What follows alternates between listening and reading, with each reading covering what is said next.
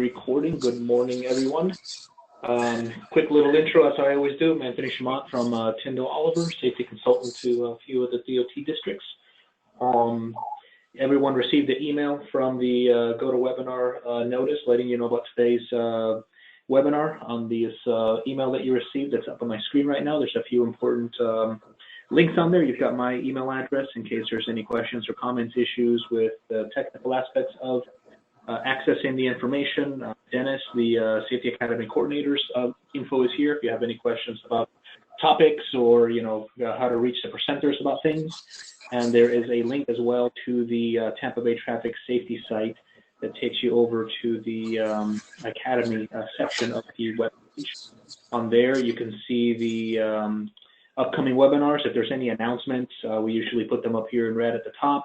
If there's changes to the schedules, we have the upcoming topics and completed webinars in here. And we also have the presentation PowerPoint as well as the recordings of the webinars. This webinar is being recorded, so anybody can watch it at a later time. And this is the location where those are, where those can be found.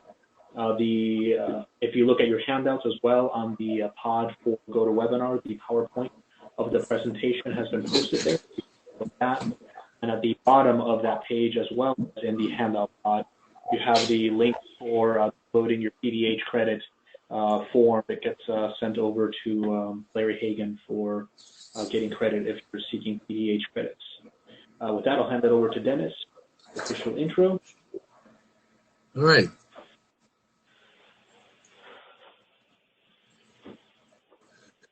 Good morning. This is Dennis Falloon, the District 7 DOT coordinator, Safety Academy coordinator consultant. Welcome you to the 10th FDOT District 7 Safety Academy webinar for 2017. Today's safety webinar topic is Vision Zero, what is it, key features, how to implement, and case studies by Gina Torres, executive planner, Hillsborough MPO. And she she graduated from the University of South Florida, and she spent about 30 years working to make the streets of Tampa and the surrounding community safer. And she has a particular interest in the transit, walking, and bicycle-dependent communities who are also affected by our transportation decisions. And before she begins her presentation, I would just like to give a brief introduction on the Safety Academy. And to begin, this is the local FDOT Local Agency Traffic Safety Academy. And it has been put together since 2013. It's been going on, and it's to provide webinars with safety-related information to enhance your local safety programs. We're in the 5th year of the FDOT Safety Academy, District 7, and it began in January. And it'll end this December for this 2017 cycle. Topics run between an hour and a half. We do have a window of 2 hours, and the length of each webinar depends on the topic being presented. And as Anthony previously mentioned, there is a place to register. He highlighted, but I'll also show it here. And also you can go to the Safety Academy webpage. I also want to highlight the workshop series for the ones that we've completed all the way through August 16th. And today we're doing Vision Zero, what is it, key features, how to implement case studies, and have 6 more after that for the rest of the year. Also, if you are a planner, certified planner, you can go and get your AICP credit. And there's a link here, and I think Anthony has also highlighted on the menu where you can actually go in there and see the way you can go in there and get that credit.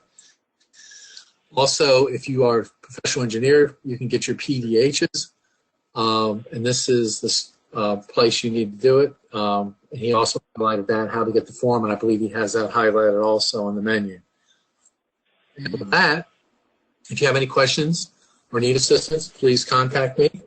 And I'll also mention to you that there'll be a few poll questions with today's presentation in the beginning. And also a survey will be provided about the webinar at the end of the webinar. Will be forwarded to you. So we really appreciate your response. And with that, I'd like to turn it over to Gina for us.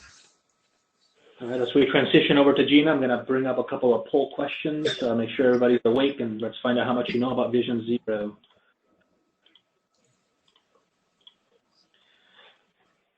So the first question is up on the screen. Have you ever heard of Vision Zero? And we're not talking about eyesight. Yes or no? Please select one.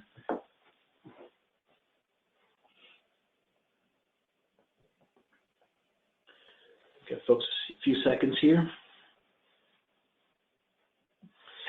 So good news, Gina. It looks like I'll go ahead and share the results here. 86% of the audience has heard about Vision Zero, and only 14% has not.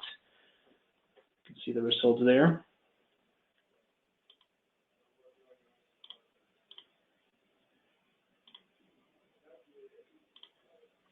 Which of the following metropolitan areas have the highest traffic fatality rate?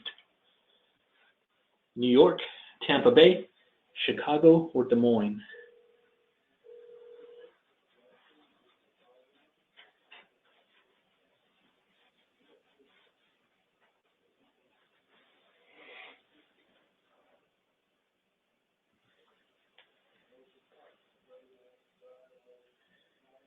I think we have a pretty astute audience here, Gina. I'll share the results of that. It's looking like 3% of the audience believes it to be New York, 5% of the audience believes it to be Chicago, 3% of the audience believes it to be Des Moines, and 90% of the audience believes it to be the Tampa Bay area. So we'll find out the answer to that as Gina's presenting. And one more. True or false? 90% of traffic fatalities involving pedestrians are the fault of the person walking. This one perhaps a little more controversial than some of the others.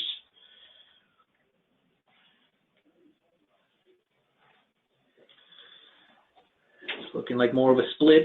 We'll give folks a few more seconds to respond.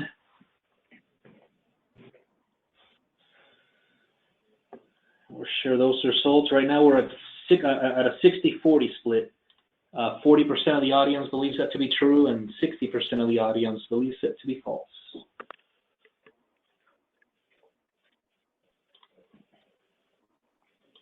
And you should have on your screen, Gina, a prompt to share your screen.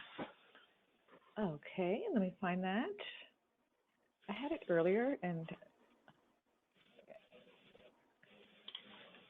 so you're still, no one's seeing my actual screen yet, is that correct? That is correct.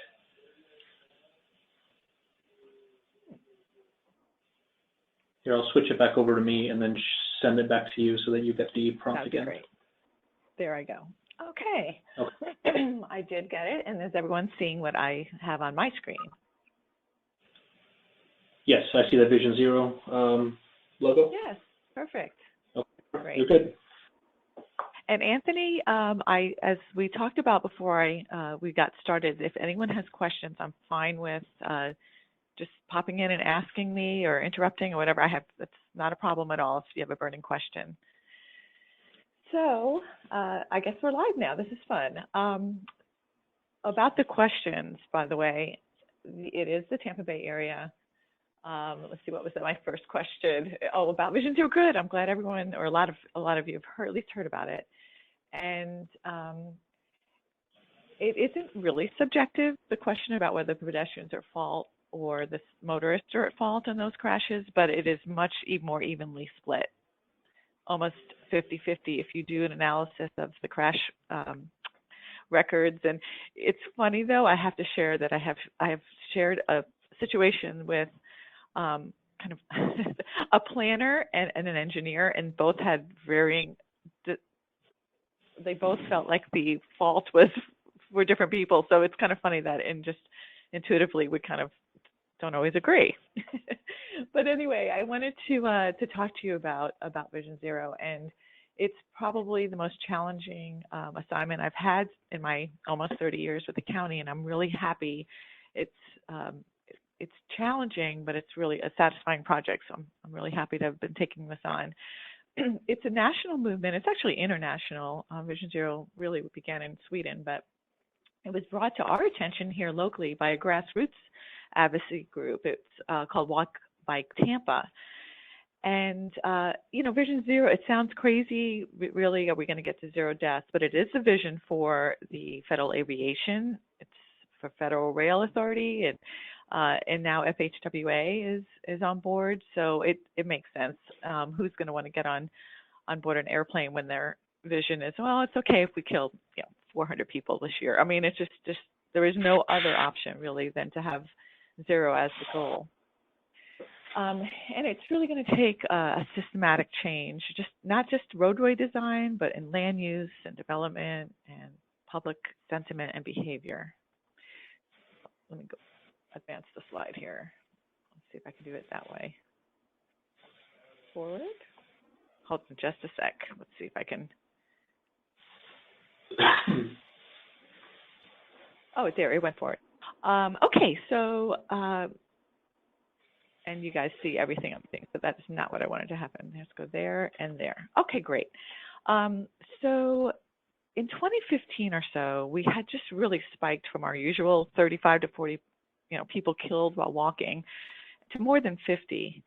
And one of those deaths, well, there were several, obviously, but one in particular was just like, that's it. It's like the last straw. And it was a high school student. She went to a high school called Chamberlain High School. She was late. She was in her grandmother's car and was kind of stuck in traffic behind for quite a ways back, and thought she would just get out with her girlfriend and would have gotten there quicker, to walk, and she felt that way. And about the same time that she stepped out, it was a dual left turn lane. A person had decided that they were going to use that dual left turn lane to pass traffic. So there was, kind of blame on both sides, and that is something that we don't really talk about in Vision Zero too much, is the blame. It's really not about that. It's about just people are getting hurt and injured and dying, and that's what we're trying to reduce. So it's not pointing blame, but besides her death, there were several other high school students and some others and adults that had gotten killed, and it was just like, that's it. We've got to do more, and we've got to do better. And as the polling question, kind of addressed, our area does lead the country, Florida in general too, but I mean, we just really kill a lot more people on our roadways than the rest of the country. So we need to do better than that. And what's happening? You might be surprised there was a lot of the T-bone crashes, and that sometimes that's red light running crashes that are the problem here. But we also really overrepresented when it comes to killing people with our cycling community and those walking, whether they're walking to a bus stop or as their means of transportation to get to all of their different things that they need to do. So we definitely thought that this is a place that we should have a Vision Zero program. And we've got a lot of this, and you guys probably all do in your communities too, where we've got these really wide roadways, these corridors, and here, for instance, this is outside of Bush Boulevard, Busch Gardens. So you have a lot of people, tourists that maybe aren't familiar with our community. Maybe they have a lot safer communities where they live, and they feel like they can cross when, instead of looking, where sometimes our motorists aren't doing the right things either. So high-speed roadway, and there's just a ton of these, and we know that. So what that crash rate has meant to us here in planning is that we're doing a lot of corridor studies. We're finding ways that we can squeeze in medians and add bikeways and better walking conditions, and we need to do some more outreach and everything that we're doing though. And believe me, the law enforcement's doing great. Our public works department is putting in complete streets, but we're still kind of leading the country here. So we need to elevate this to something greater than what we're doing. So we started looking around to other places to get some ideas of what they're doing and get some good pointers on how to get started with our with our program here. There was a lot to learn from those those folks, and just a number of things that kind of popped out, very common among all of those Vision Zero programs. Some of the things that really stood out to me, actually, besides speed and not victim blaming, the storytelling was really important. When I was asked to take on this project, I had gone down to Fort Lauderdale, and the opening presenter talked about, from New York City, was talking about what started their program, and it was a brother and sister hand in hand walking to school, and a garbage truck pulled him from his sister's hand, and he was killed. And it was a very strong, like, Hasidic Jewish community that came together. There was like thousands of people at his funeral, and it just got everyone's attention. And that almost is a similar story in every major city that has kicked this off. That it's humanizing that the folks that are dying, getting hurt, are someone's loved one. So that was a big thing that we were learning, and you'll see how we incorporated that in our plan. And just some of the other things you see on the screen here. It was just it got us excited. Data is a really important part of this, and you'll see. I'll talk about it a little bit more, but it's just you have to back up the strategies that you're going to move forward. They'll be questioned if it isn't supported by good data, and we have lots of great data. You may have seen this or variations of it. There's even discussions about whether these are the right numbers, but the point is still, if Alexis, who had walked across the street when she shouldn't have, it wasn't a good choice, but did she have to die? Like, if people are behaving better in both sides of the wheel and slowing down where appropriate. This is, you can't have 30 miles an hour on every roadway, but anyway, so this is obviously a big push in Vision Zero, is slowing down. Some other things, though, that we really liked about what we heard was these don't have to be high cost strategies to reduce these numbers. Just even I've noticed it on a road that we had here, the DOT put in the LED lighting, and it was, well, night and day. It was really a great difference it made. And those are things that aren't very expensive in comparison. So there's a lot of low cost things that can be done, and we definitely glammed onto that, and you'll see some of our ideas. So again, here's the San Francisco story, but that's what it was. It was like a call to action, and that's what our call to action, by that grassroots group coming to us saying, have you heard of Vision Zero? Would you be interested? Or really, they went to the city of Tampa and asked. But meanwhile, before we were just ready to jump into Vision Zero, our board, the MPO board, and really after Alexis's death and those other 50 people, we wanted to do something, just something different. And because there was a lot of high school students at the time who had been hit and killed, which isn't really the most common category if you look at the data, but it was just heartbreaking. So the MPO decided to sponsor a student video contest, and I remember the day before the entries were due, I had one. I was like, oh, thank goodness, I finally got one entry, so someone's going to win. But by the time it was over, we had 32 videos, and the rules were that they had to make them. They were only 30 seconds long, and it had to no other really rule about it other than to address traffic safety. And the thing that made this good was that when I'm going to show you the number one, the winning video in a second, but people our age aren't necessarily the best ones to, if you have a teenager, you know where I'm going with this. Like, just if you don't have the same way of expressing what you want them to learn, and we try to sugarcoat things or maybe make it a little more softer and not as impactful. And this was the winning video. You'll see was pretty good, and I'm gonna show you in just a second. I just wanted you to know too that came down to also judging the videos. We didn't want to be the ones to judge them. We're in the business, we're older, so we went to Hillsborough Community College, and a class of students there judged all 32 of the videos, and it was fun to watch them do it. And actually, their teacher was really impressed with the high school students, what they had put together. So they were challenged to pick up their game a little bit in that class. But so let me go ahead and play that. I hope you guys can hear this. I'm going to turn up my volume here. It's actually a little bit soft in the beginning, so hold on.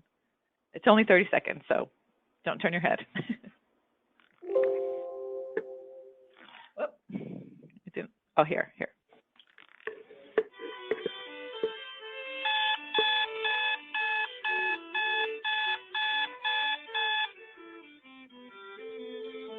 Hi, my name is Aiden Blue. I'm 18 years old and I'm a North Associate at Wake High School. Today's going to be a big day because I just got accepted into Juilliard. I can't wait to go and see. Pedestrian safety is one of Hillsborough County's biggest problems. Sorry, it obviously didn't show the walking, but I think everyone probably got the gist there. I don't know why that didn't show, but he was walking across the street and got hit, and that was his video, and it was really good.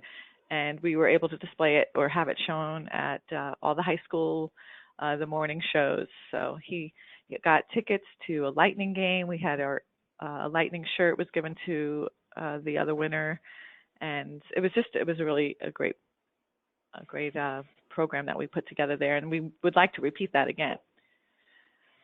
So we decided, yes, we would take on developing Vision Zero, and typically other places it's a mayor or the city that takes this on, but the MPO, the policy committee, which is a subset of the MPO board, said we'll do this. We'll sponsor this. We'll set aside 4 meetings over the next year and dedicate it to developing a Vision Zero action plan. So that first workshop we had, we decided to form these categories or action tracks. Paint Saves Lives was our way of just saying pop-up engineering treatments. It could be paint. It could be like what they did in New York City in like Times Square, where they where a lane was taken away and they put planters and seating. Those types of things. It could be pedestrian leading interval. This is kind of cheap, low cost, basically engineering solutions. One message, many voices was like your education and engagement. Let's get that message out there. Consistent and fair was our enforcement action track, and the future will not be the past was looking at these different roadway standards and policies, and not just on roadways, but other land use and just how things are developed in our community. Maybe there's a better way to look at those policies and standards, and we can change those. So what we did was assigned people. They pretty much picked the thing that they were most comfortable with, and they could contribute the most to. So we broke out into these 4 action tracks, and we had all sorts of great ideas, lots of brainstorming. Let's form a speakers bureau to get that message out, and just had some really, really great ideas, and a lot of them. And I think that's at the beginning we realized that we want to focus our Vision Zero action plan on 1, 2, and maybe 5-year strategies that we can see the results of. This is so different than what I normally do, or maybe all of you, depending on what agencies you're with. But most of our planning is so long range.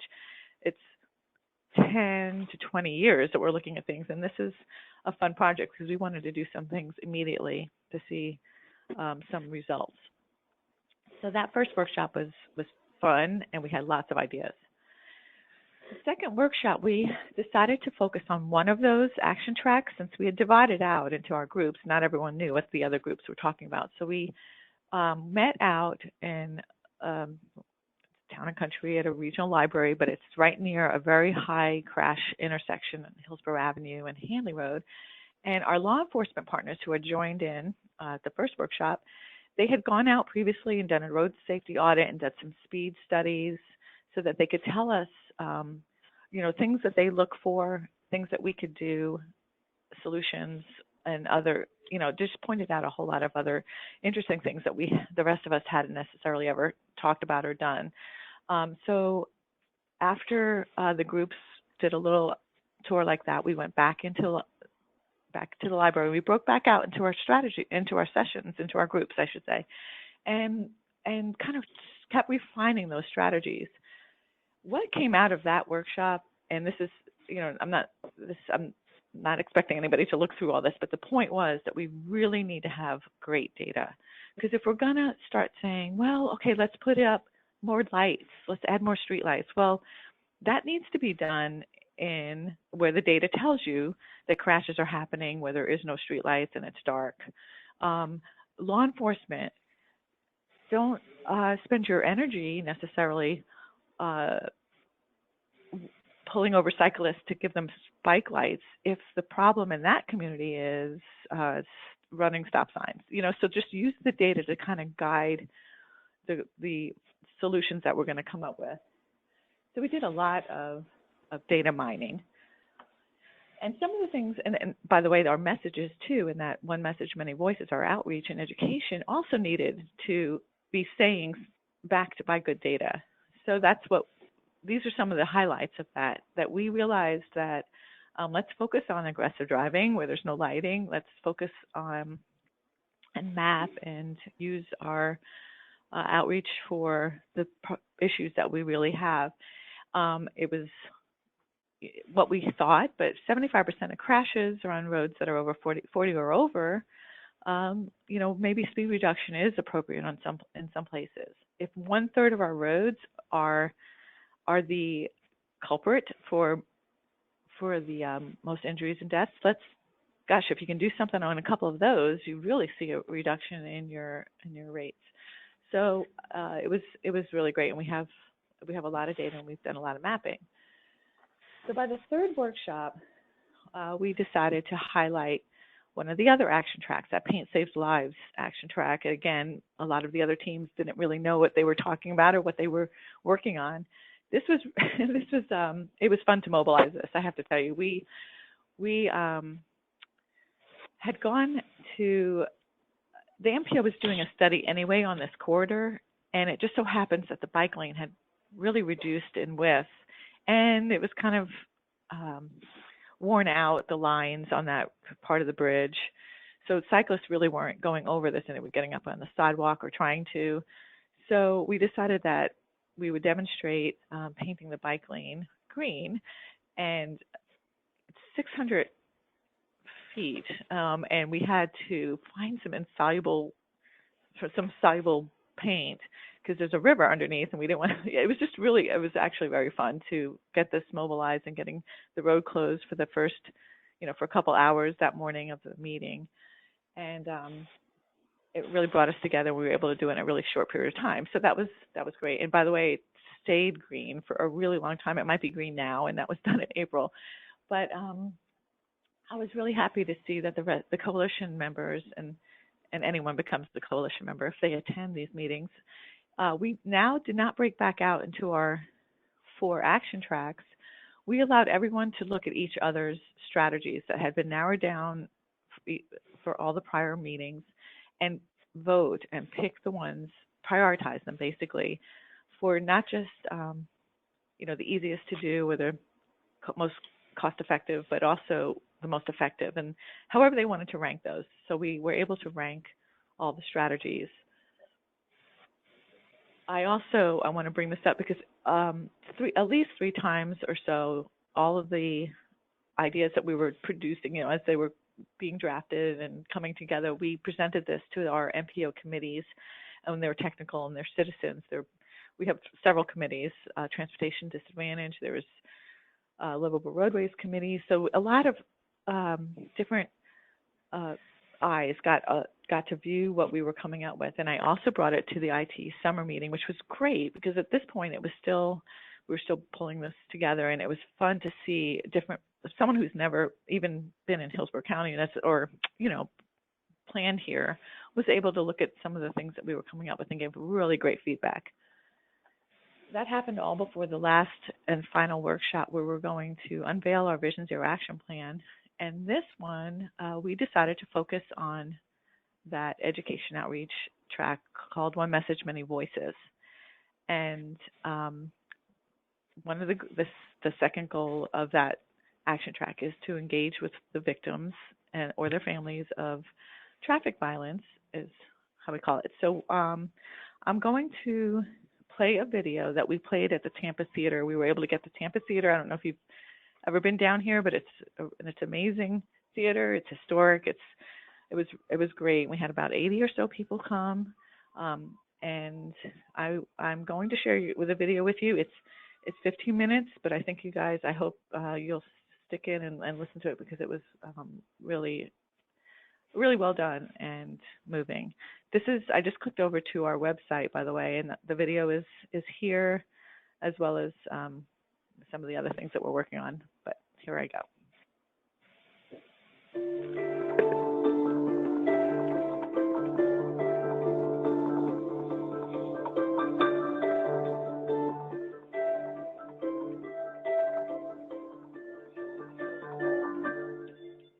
Hi, I'm Robin Powell, and I was in a car crash on January 27th, 2001.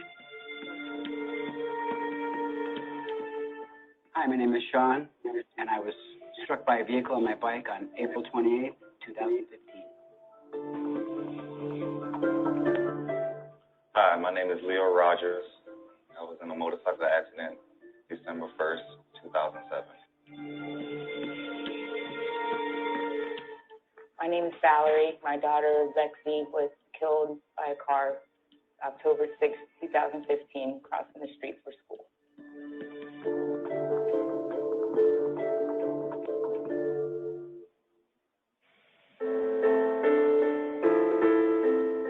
Saturday morning we get up, like I said, we get ready to walk out the door. And I did not know that my life was going to change forever.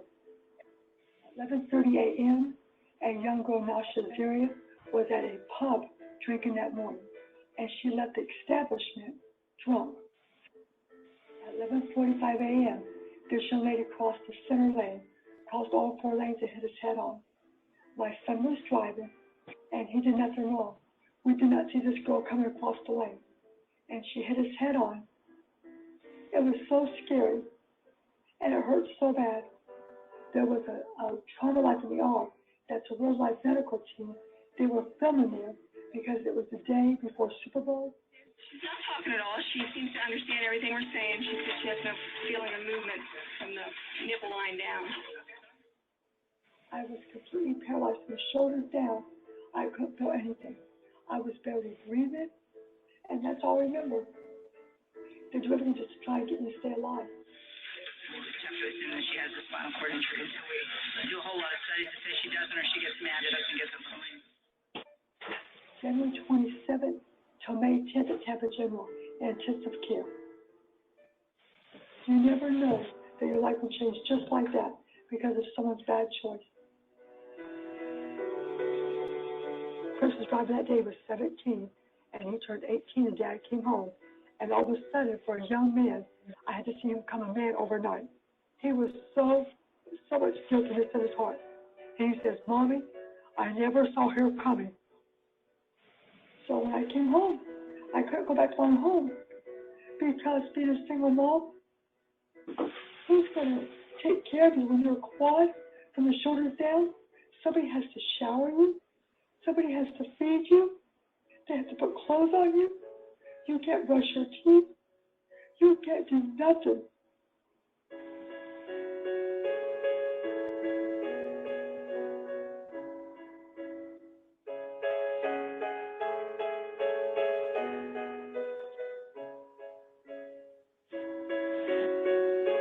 About 30 minutes before I went to trial, she went and had another DUI.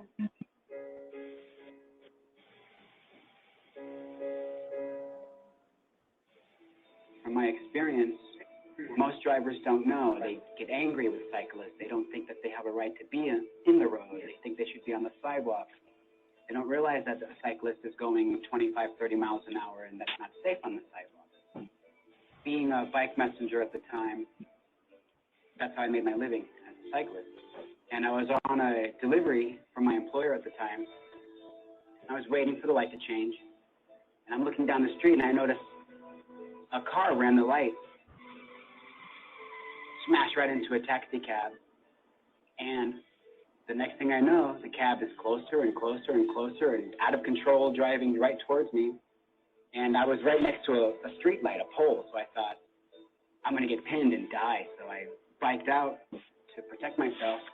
And at that same moment, the cab also realized he was about to hit that pole and made the same correction, smashed right into me. And as soon as I was struck, it flung me maybe 10, 15 feet into the air. And I fell down right on my back. Thankfully, I had a helmet on, and I couldn't move my arm. Every time I tried to raise it, it was in extreme pain. Broke my scapula, it turned out later. But I was out of work for at least 3 or 4 months and didn't make a full recovery for at least 6 to 7 months. After my initial cycling injury, I suffered from post-traumatic stress disorder. I was even afraid of just the sound of approaching cars coming from behind me. It's a very traumatic experience. I had another crash on Florida Avenue one evening, going home on my way home, when I was biking down Florida Avenue in the bike lane, and as I turned onto my street onto Genesee, a car behind me rear-ended me and just drove off. Fortunately, I was okay. My bike was destroyed, but I was okay. But I got up and I was baffled how someone could just hit someone and just drive off the scene and not even care.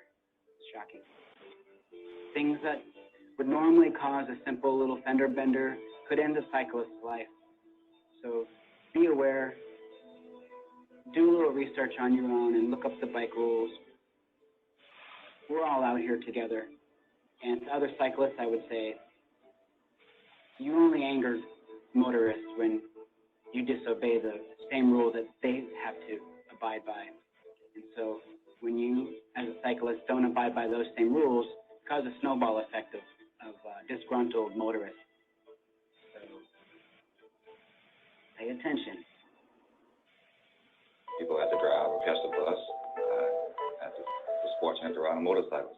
I got pretty good, and the motorcycle we had was just, getting old, so got this new motorcycle, Suzuki GXX 1000. So it was just nice, having something like that, and that's where things turned.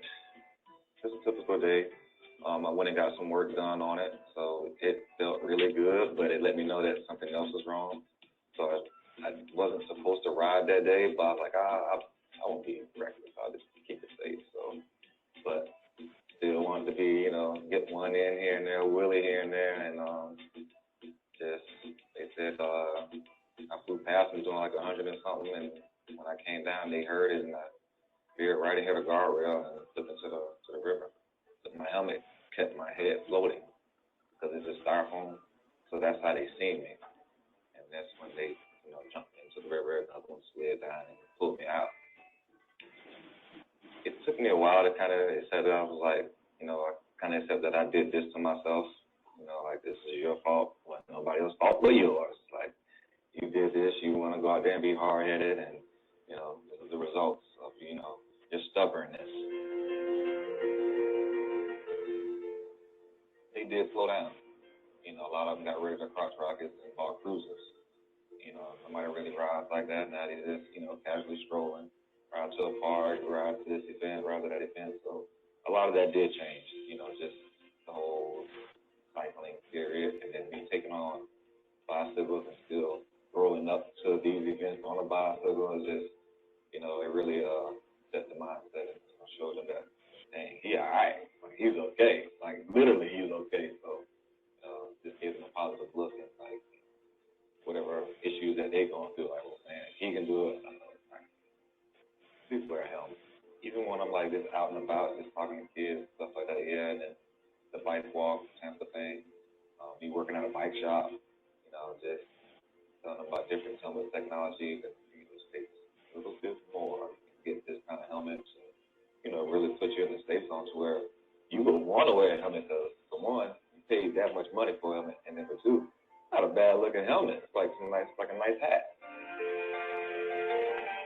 So it started a few years ago, started getting into it, learned that there's some events that I could go to kind of get me to at least to like national events. I want to at least get to the Olympics. So I told myself, I don't make 2016, I'm going to make 2020. So just in go mode right now. I know there's a few years to start, but just go mode to try to get there and just train, get faster, and just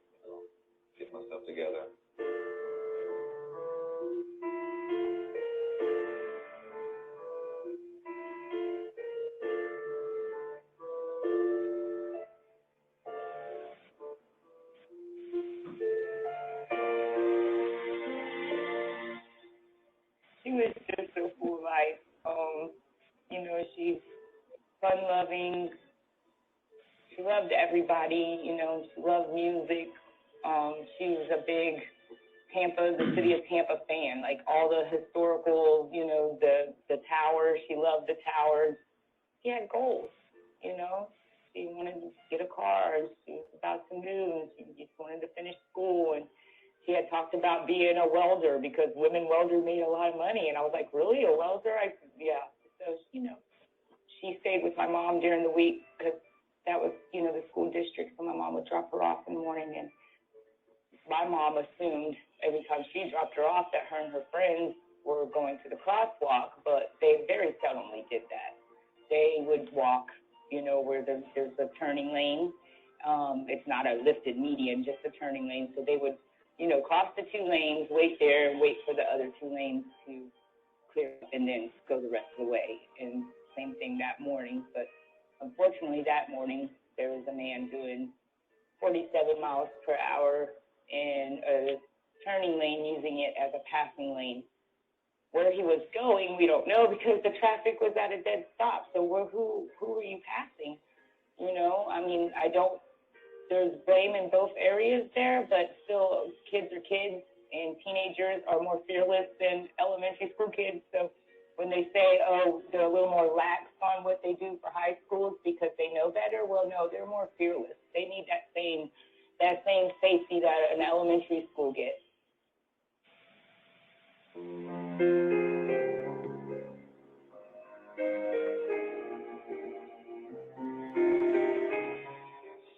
So she was, you know, dropped them off like she normally did, and she didn't get, but it was like 2 minutes later, my daughter's best friend called her and said, "Meemaw, you got to come back. You know, like she just got hit by a car." And so, you know, she said, like at first it was just like real, you know, surreal, like she was there but not there. And just the blame and the guilt that she went through, you know, because she was the one that dropped her off. And she was still there when you know, my son was trying to distract me because he could see the sheep still on the road. So he was trying to draw my attention from that.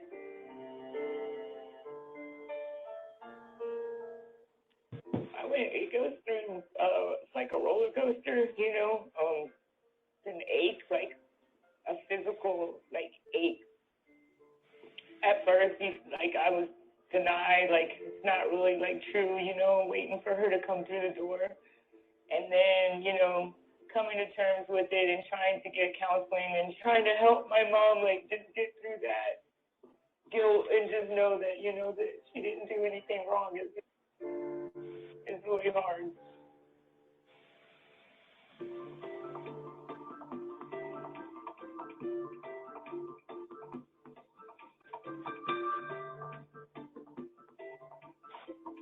You know, that's the first thing that they found with her phone, you know, and I'm like, you know, there's the thought in my head, did she have her phone? Like, was she texting, you know? I mean, the first thing she did before she left the house was take a selfie, you know, and I'm grateful for that selfie today, you know, but the phones are a big distraction. We lose our changes every day because of texting. That is just as bad as drinking and driving.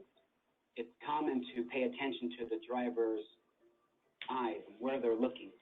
And 9 out of 10 times we see looking in the phone, driving 50 miles an hour, looking in their phone.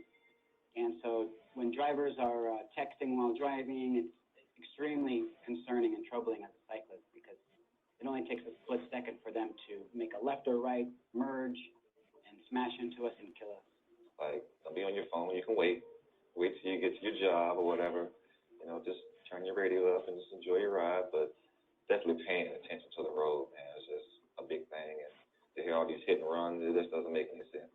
Just, you know, think twice before you look down at that phone. Slow down. I mean, I know it's hard to say when people are running late for work and stuff like that, but that 1 minute can save a life. You know, just, and then the same thing with walkers. Take that extra walk to a crosswalk.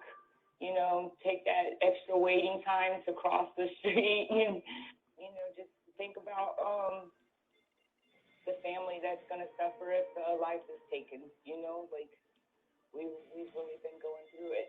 You never think that it's going to be you, but it could definitely be you.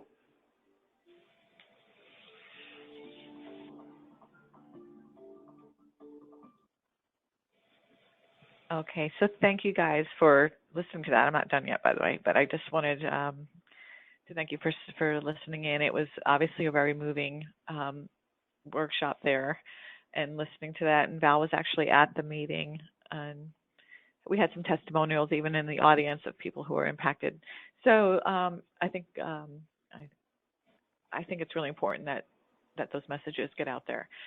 So what we did after that is unveiled the action plan, and in those 4 action tracks, each of them has 2 goals, and the one message, many voices, was to get that word out. That was one of the first goal, and we have already developed a Facebook page. We have a website, which is where you just saw the screen before that, and we're really just, what makes this a little bit more unique is that we're not just talking with our typical stakeholders like public works departments and elected officials, but we, like Cigar City Brewing was interested. We've got the Lightning. We have different businesses and others that are really interested in doing what they can do. So we've been reaching out. What we've got underway, the Tampa Bay Bucks actually had a program. They gave us a really great deal on this ad. So we have an ad in the Bucks program. Let's see, on this website, I don't know if you guys, I really don't know who's on the line. So he was an anchor here, Brendan McLaughlin, but Cox Media, who has lots of radio stations, classic rock and the Dove and lots of radio stations, they for free allowed us to make this ad. It's only 1 minute long. I'm just going to play it for you guys because it's pretty quick.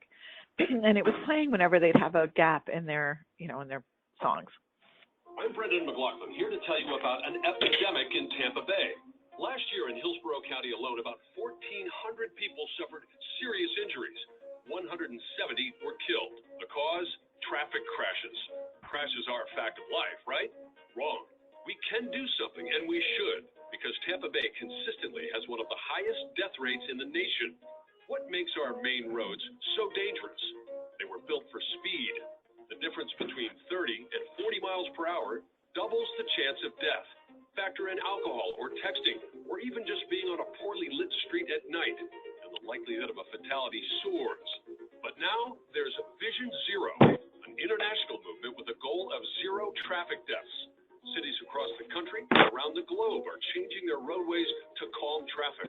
Because how many deaths are acceptable in your neighborhood? 0. That's the right number. Learn about Vision Zero at planhillsborough.org. So that was really great free media for us, and that was kind of fun to even go to the studio and watch him do that. So that's another thing that we're doing that's underway, and we've actually done already. We're going to have a Safe Streets Summit. It's a regional. It's going to be called the Gulf Coast Summit on February 27th, and I have a flyer at the end of this that'll show that date. And we want to create a speakers bureau. There's so many people that want to hear about this message, and and so many that are interested in giving the message. So that's what's underway under that goal. I am so fortunate to have the support of my agency. So we're Qatar, Center for Urban Transportation Research at USF, has done some market research and interviewed people on some high crash corridors and found that the message of walk, bike, drive kind of resonated. So we wanted to help get that message out, and we're producing some of these. They're going to be removable. They're not going to be the colored ones like that. We found out that if we can do removable stickers, people are more likely to use them. So they're going to be white with coloring on them. But we at the neighborhood conference, we had a few people in neighborhoods that asked for this. So we're going to try and see how well that goes over. But they should be here any day now. We've ordered 1,000 for 5 different neighborhoods. So there's some other things that we'd like to get into the curriculums coming up over the next year. The second goal was engaging with the victims, and obviously we did create that video to talk about that. I went to the trauma victims day at Tampa General just to, Tampa General or the other hospitals really they're meeting the families and they're meeting the victims before we, ever know about sometimes the deaths or the injuries. And maybe I want to work through the hospitals for them to be able to share that Vision Zero is out there, so that these folks have a voice, and that kind of leads to what's underway. We'd love to have a Families for Safe Streets chapter here, and I can't start it. It really needs to be somebody who was impacted by the death of a loved one or a severely injured loved one to start this chapter here. And it really, they're very effective in New York. They helped reduce this. It was a legislative change to the speed limits in the city, and we'd like to have a walk. And we are scheduled one too, and it's in honor of Alexis, who you just heard her mom talk. And I have a flyer at the end. You'll see that too. But her 2-year death was October 6th. So we'd like to hold some more of these. It's just to get the community aware of that Vision Zero, that we have that, and that we are interested in working to reduce crashes. And there's a pledge and some other things we'd like to do. We have that online on our website that you saw. We'd like to hold a press conference. We want to get more involved again with the media. The media too, it's such an opportunity to teach a lesson when they're reporting on a crash. And sometimes all they can get out is, a pedestrian died at the corner of whatever the streets. And really, if it can be, Mary, a grandmother of 4, died, due to whatever it is. I think there's an opportunity there that we would like to work more with our media to get the lessons out. Like, remember to wear reflective clothing if you're going to walk at night, or something, some kind of message. And then we ended with, for each of those action tracks, what kind of give people an idea of what they can do, because everyone wants to get involved, and that's some of the ideas that we had for that One Message, Many Voices action track. Get on our Facebook page, and if you don't want to join the Speakers Bureau, tell us some dates of events in your neighborhood that we can, come talk to about this. The Consistent Fair, their first goal was using the community traffic safety team. We have an established one here. It's getting better and better. We have access to so much information and so many people with experience in law enforcement. So we are talking to our community traffic safety team about kind of maybe sponsoring or initiating some of the strategies that we have in the action plan. So we're planning to have a workshop with them. We'd like to get more of the law enforcement agencies, or at least more of their officers, to hear more about Vision Zero, and they've done some great things. Alert Today and Live Tomorrow, they're really involved in all of these efforts. And in this action track, we are mapping all sorts of high crash corridors. And then, so what's coming up again is let's be more formal. Let's have some meetings together. We want the community and the law enforcement to work together. If the community is saying to them, we have this stop sign that people are not abiding by, and they almost hit us or whatever, to kind of work together as a unit, and not how sometimes there's a perception that the officers are maybe profiling or the different things. Let's kind of get that out of the way, and let's work more together. Their second goal is this is going to be really fun. It's a corridor program. We want to take some of those high crash corridors, and the MPO is behind this as far as even money to do some corridor studies. Not necessarily a corridor study, but almost a blitz out there where we'll go adopt a corridor for Vision Zero, do a march, have maybe a temporary pop-up treatment like under the Paint Saves Lives action track, have law enforcement helping people cross. We'll put that temporary crossing where the data tells us that people are getting hit crossing there. So this is going to be a good project under this one. So we've kind of started documenting that, and again, what's underway is knowing where those corridors are, making sure that we know why the crashes are happening or how they did happen, so we can focus our solutions. And we're going to work with the CTST and do all this. I kind of already talked about that. And this is just an example, one of the maps. You can't really see that clearly, but I guess the point is really if we can just make an effort and make a change somewhere on any of those corridors that show up red here, we're going to see some big reductions in crashes. And just some ideas of what people could do for that consistent and fair. And I hope people will, work with all law enforcement to help us with that. The goal first for Paint Saves Lives is bringing awareness and using paint, really, and high visibility markings. So obviously we did succeed in painting that one bike lane. This was an activity that the city of Tampa actually has an intersection painting program, and it's not going to be on a high crash corridor of, multiple lane roadway, but this is working in neighborhoods, and we had on our website actually where people could give us ideas of where they were having problems. So we had this crowdsourcing, and this is where we can get some of that information about where maybe some of these murals would be appropriate. And it is a community building effort. It was fun to go out there and do, and it's across from a park. People were speeding. I don't know if we're going to do a before and after to see if speeds have reduced or if people are just paying more attention, but it's almost hard not to. So that was fun. And so what's next is the DOT actually has some traffic boxes. They have some, they maybe by now have already gotten that grant, and we want to hold a contest to let some students design those. We just feel like we can do a better job at putting markings on our roadways and making more obvious about where people are. Their second goal is just pretty much very similar, but just keep implementing low-cost treatments and more sidewalks and bike lanes. And if it means recommending narrower lanes, that's something we can talk to our Public Works Department. But this was fantastic.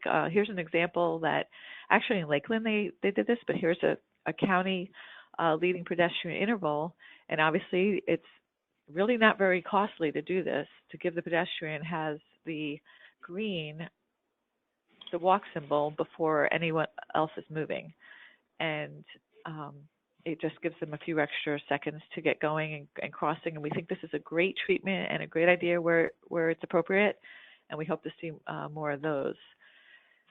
And that is a longer term solution, is just, taking lanes away and maybe doing some more analysis. But we feel like there's a lot of momentum to redesign some of our high crash roadways. So we've offered for people, give people ideas. Maybe their neighborhood wants to, or their church, in front of their school, whatever it might be. We want to get folks involved. And this is a good opportunity for, if the private sector doesn't know how they could be effective, well, maybe they can sponsor the paint for an intersection. And we'll be talking with folks about that. The future is not like the past. That was about those manuals and design guidelines. And I think there's a lot of opportunity to do some things better in our standard operating procedures that really, when you look at it in the mindset of Vision Zero, it changes the way that you think about what you do every day. But that action track they've been putting together, we already made comments to the Complete Streets Handbook, which is done now, in the Florida Design Manual. That was great that was being updated right around the time, that we were getting this pulled together. So that was one thing. And we will continue, really to look at our manuals in a different light. I even think land development codes, there might be something holding a like a rezoning or something. Someone would like to do something very positive, let's say a planner, and maybe the policies aren't allowing it. So let's look over our land development code regulations, see what we can change. And look at there, that is right there. That's something we are going to look at. And we maintenance of traffic came up quite a bit because there was some specific examples where the sidewalk was closed or the bike lane was covered with the barricades, and it was causing a lot of problems for those even in wheelchairs or anybody that was trying to use those facilities. So let's maybe tighten up what we can do there in our maintenance of traffic policies. their second goal was, very similar, but let's just keep using good design to have good, safe roadways. And we have some great examples in our community of roads that were redesigned, and we hope to see more of that. So there's some studies that we did at the MPO also for our Plant City partners, and we have some other complete streets that we want to pursue, and let's keep doing that. Of course, I don't know if Ken Sides is on the line, but he was part of our team, and if you guys know Ken, you know that his love of roundabouts and all of us. I mean, they work well, and during the recent hurricane, he sent out the who needs power, I guess, at an intersection, because it was a roundabout. So these are really effective, and let's see some more of those. So we have a Vision Zero pledge, and that was on the website that I had up earlier. This is just a summary of it. There's more words to it, but we had suggested to people, and I want to show you this. I don't know if you're here local. I guess you would be eligible, but the Bucks did offer us tickets to a game, and we're gonna pull from the names of people that have filled out that Vision Zero pledge. And at the MPO meeting on December 5th, we'll announce those winners. And this is what I refer to. We are planning a walk of silence. It's after, if you've ever heard of a ride of silence, where you commemorate or honor the folks who have lost their lives bicycling, and no one speaks during the walk or the ride either, and have white shoes. So this is, I actually just met this morning with the Tampa Police Department just to show them the route we're taking. It's all on sidewalks. We have banners for Vision Zero. We have some pictures of Alexis, who you heard her mom speaking in the video, and I'll come up with 1,000 of these stickers that we want to give to folks, the school, plus people that have students there or live around there.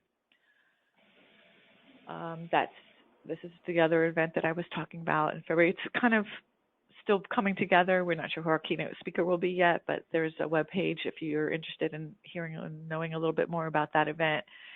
We hope it's going to be a good one. And here's my contact information. So, and for the website and Facebook and all that. So we are moving forward. We are trying to implement all those different strategies, and I'm very excited about what we're seeing happen. So I guess this would be a good point then, if anyone has questions or just has comments or anything, just let me know. Right now in the chat, there are no questions. We'll give folks a few minutes to type, any comments that they may have. I have a general sort of. Okay, can you give us a quick show us the links, or do we have a place where maybe if you send Dennis and I an email, we can post them on the Tampa Bay Traffic Safety site as well. But there was a lot of good videos and right. And this things. website. Just to ask. Yeah, go ahead. I'm sorry to interrupt you, Anthony. I just didn't know if I still have access to the screens. I just pulled up the website, and I will, make sure that everyone has a link to that. But it has all sorts. It has all of our under the workshops, all of our PowerPoints, the actual plan. The Vision Zero draft is there, which is really even more than what I had in the PowerPoint as far as strategies. We only really listed the top, handful of them, but there's more. The Vision Zero pledge is here. People can share their story.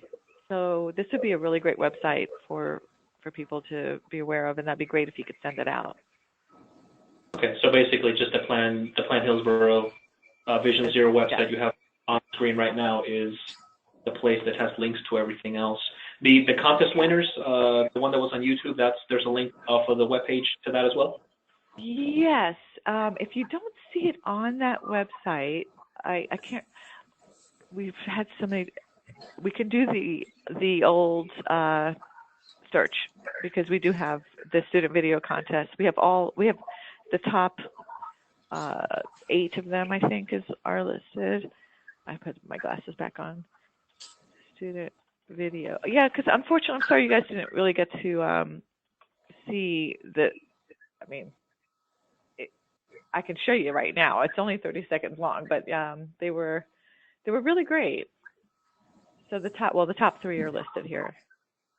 Okay. They're only 30 seconds. So.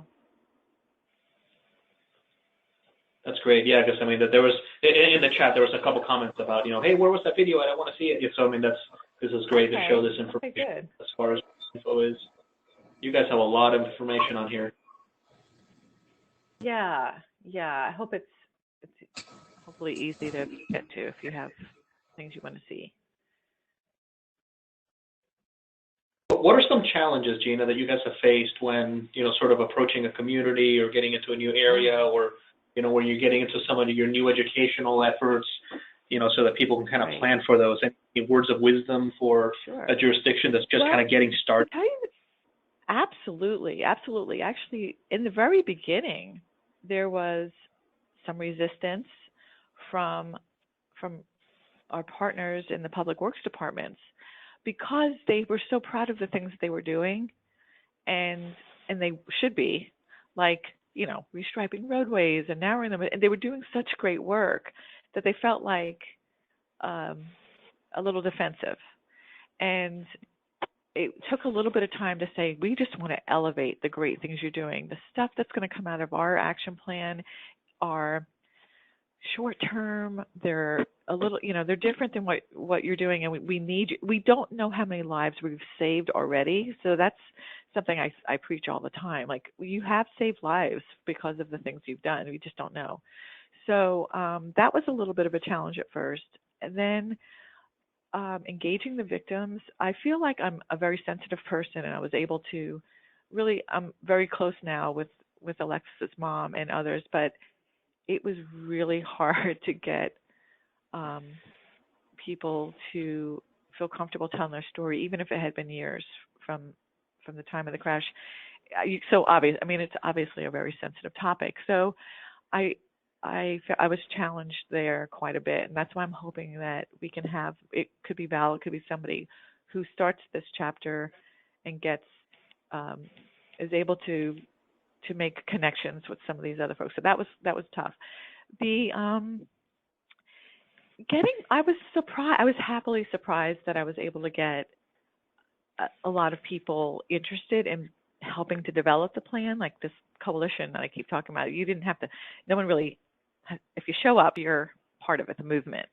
But I thought, well, just another government meeting. Maybe they're going to look at this and go, what? Didn't we just do something on this corridor study about safety I came out to? Like, just to get them interested. And it's a little hard to tell people that never heard what Vision Zero is, what it is.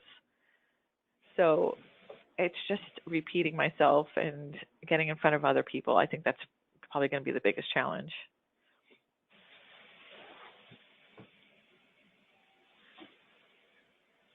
We've got a few things that are coming in on the chat, kind of related to what you're talking about here. How are municipalities responding to the Vision Zero efforts? Are there any municipalities that you're aware of that are considering adopting Vision Zero? Right. Well, so the kind of a unique thing about our Vision Zero is that the MPO spearheaded it, and instead of the mayor, for instance. But in some ways, I think this is great because the Hillsborough MPO is over the unincorporated Hillsborough County, our Board of County Commissioners, in the city of Tampa, Plant City, and Temple Terrace. So we had invited them all along. I actually went before we even really got started and presented and got resolutions from each of those agencies, plus the school board. So we have resolutions from our local municipalities. Then we invited them, and different county commissioners were showing up, and city council. They would come to those 4 workshops to develop the plan. I already have commitments from 2 council folks and maybe a commissioner to come to the Walk of Silence. So what happened now? Because it's just been so recent that we finished the plan. It was actually that meeting was August 22nd was our 4th workshop. So it was recent. What we wanted to do before the just kind of puts their final approval on it, I am scheduled to go before each of the boards and councils and commissions. So I'll be going to each of those with the final plan and kind of getting their, giving them some ideas of things we'd like them to do, like distribute that video or spread the word or allow your neighborhood relations offices to help us schedule presentations. So, you know, these are easy things. This is not going to cost the municipality. I mean, there might be some things we suggest out of here, like pedestrian leading intervals, or the county doesn't have the painted intersection program like the city does. You know, maybe they would be interested in creating that for neighborhoods. So I'll be getting each of their support, and then the MPO will kind of be the final, like I can take the word draft off the document at that point. So I think we're really doing a very good job at making sure that we're not surprising any of our partners with requests or things that, you know, they might go, wait a minute, you didn't even talk to us about this. So we've been before them several times. You mentioned data. Yes. Are you able to highlight the process of identifying top corridors, intersections for non-state facilities? Yeah. Do you have a plan for better data? Are you using Signal 4 Analytics or something else? We have access to a fantastic database, actually, put together by Tyndale, but the DOT now is using that, and our county, and it has, we can query all sorts of information, and it's up to date. So we're really really lucky to have this. I'm thinking everyone might have it, but it's really easy to use too. So what we had an accompanying document along with that action track on the corridors, and we have some more data for each of the high crash corridors. We delved into those a little bit more about what's happening on those. So when we do adopt that Vision Zero corridor, we're going to target the issue at hand. But we have, as everyone knows who's worked with data, you can just go nuts down the rabbit hole with it. But we have pulled out the top 20 corridors for crashes. We've pulled out the top 20 for crashes without lighting, for aggressive driving, and for bicycling and walking. They don't all overlap. Some of them do, and then you really know maybe that's the one we should do first. As far as getting out there. When I say getting out there, and I'm sorry if I keep talking about this, but I really love this topic, that I want the commuters to travel that corridor all the time. So maybe we'll spend 3 days during peak hours to see that we're out there. I might even, I might have a list of the people who have gotten hurt or killed there. And we might be handing these out to them at stop signs. Balloons. I want to bring some attention to this issue, and that's just a way I think that we could do it, and not just get it programmed for a complete street redesign, which would be fantastic if it needs that. But this is kind of a quicker way. So yeah, the data has pointed us to some very needy roads. The data, by the way, though, doesn't point to neighborhood issues or concerns necessarily, because it's, maybe they're not the reported crashes or those types of things. That's why we use the crowdsourcing map on our website, because there could be, someone's really having a hard time crossing this particular road because of some issue, and we might not hear about it using the data. So we would definitely like the crowdsourcing also. Do you guys have an app for that, or is it just the public can log in, create an account, and let you know that there's a problem? That was on the it might That's be really live cool. On the screen. You are, because yes. If I am, it is okay. I took my glasses off, so that makes things difficult for me to say. Okay, so this is where people could do that. It's so easy. We can. You just point to an issue. You pick there's no sidewalk. Let's say I probably didn't zoom in quite far enough, and they can click on here and explain to us where that is or what the problem is. And we've kind of a disclaimer here. If this is a safety issue, call this department, or if this is something that needs immediate, response, so that there is not necessarily an expectation that they're going to get a call back. They're just really letting us know where there's issues. And you have staff dedicated to then, do you respond to the citizens? What do you do with it? Great question. And actually it leads to, what are we going to do with this? The MPO, I don't want this to be my plan or our plan. It needs to be taken over eventually by, a nonprofit or something. And I don't want it to actually, maybe it's going to be like my baby, and I'm being, I want it to be a certain way, but I don't necessarily want it to be just a walking and cycling focus, because it is motor vehicle crashes too, and we have a strong issue. But if there's some kind of organization that would want to take this over, maybe it will eventually be a mayor, or it could be a coalition of people. But in the meantime, the MPO is completely committed to this, and we have staff here who can. I probably could learn how to do it pretty quickly, but just that you can get all that data that comes in that crowdsourcing app and download it into spreadsheets. We actually did it already once to show this county. They were interested in seeing what we were seeing. So it's not really very hard to do. But I'll use a term that someone here at my office says, the cake just got out of the oven when it came to this plan. So there's so much to do still. Like, I need to get the speakers' bios, and we need to start having a calendar up here on our website of what events are coming up. So there's just a lot of work. And from the other Vision Zero communities, they said that they spent almost that first year just building the coalition and getting the names and getting people involved before really implementing a lot of the other things. But I'm anxious. No, I love that idea. I mean, it's you guys are brave, Gina, for having that out there and letting the citizens tell you what's out there, because I know kind of from the legal department standpoint, when road safety audits kind of first became a thing, there was all sorts of questions about liability. If a municipality does a road safety audit and they have a report that says, these are deficiencies that we identified at this location, we have some short-term, mid-term, and long-term recommendations, is it a liability to have a report like that on the shelf and not have a plan to address them?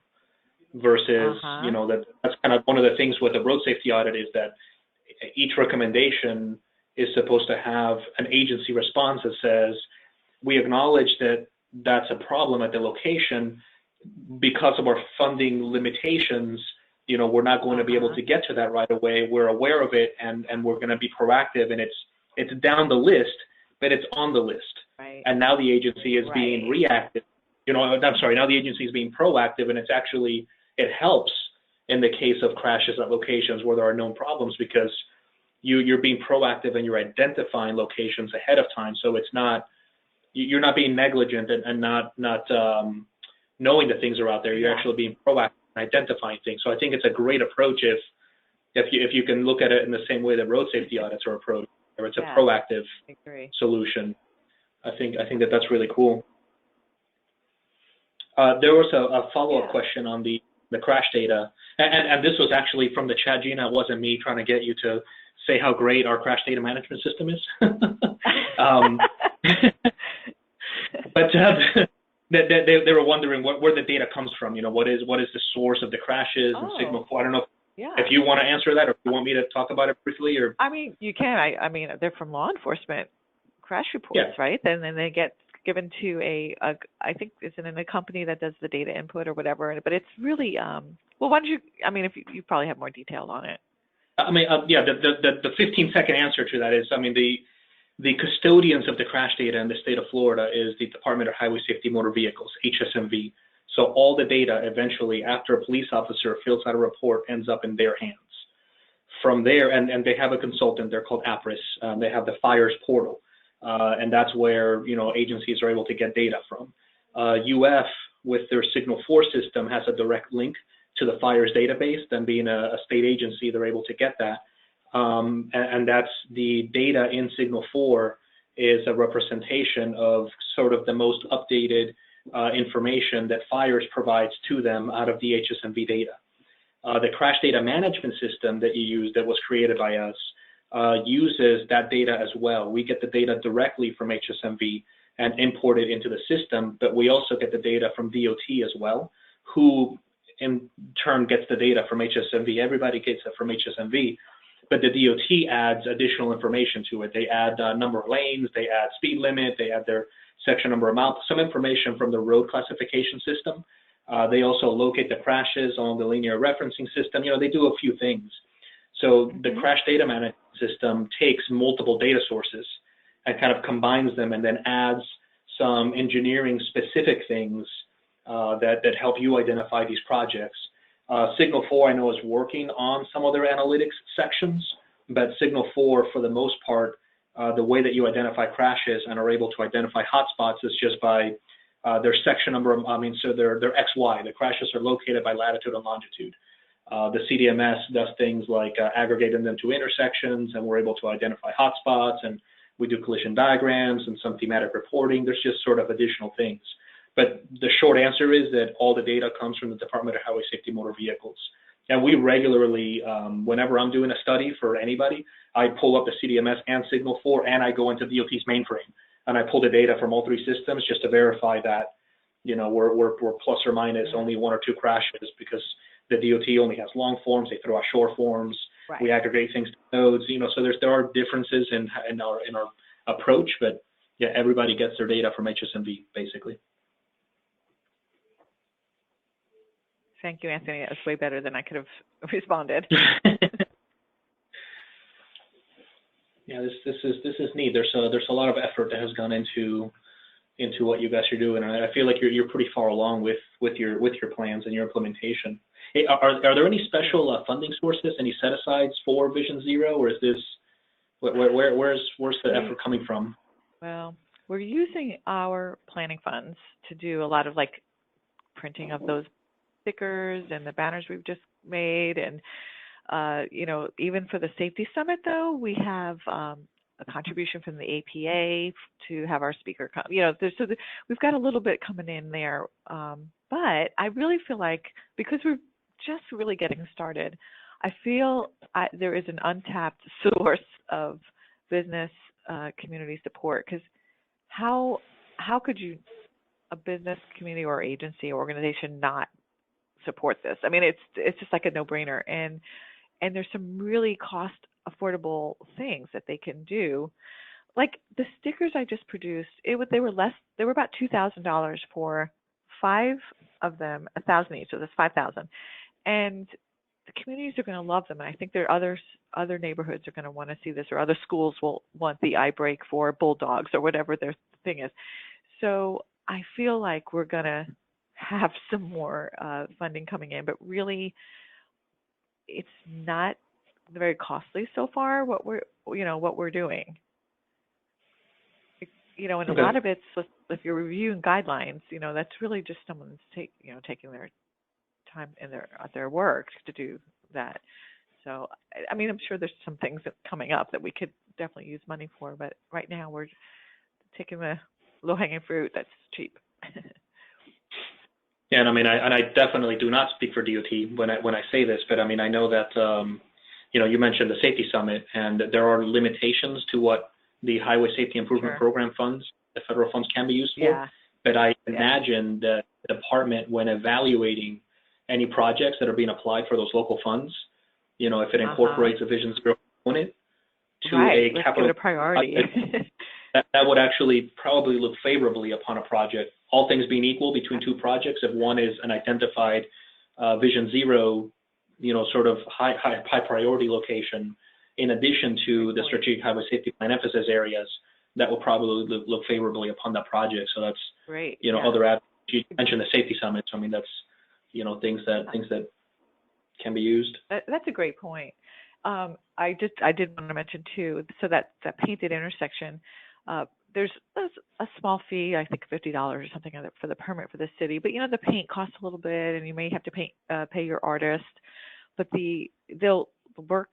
The city's artists will work with the community, and I feel like a reason I brought this up was there was a young guy who's an up and coming, probably elected official someday. He'll be running the county or something. But he works in East Tampa at, a community center that really is in a low-income area, and they have a lot of needs, but he thought this would be a really great team building exercise for the kids to do.